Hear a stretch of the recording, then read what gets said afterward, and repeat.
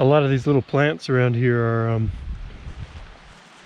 you know, doing their fall thing, so they're starting to fade away. But it's always amazing. I mean, this place doesn't look like, kind of looks like it's just a carpet of moss, but as you look in closer, I mean, there's just so many different plants going on here.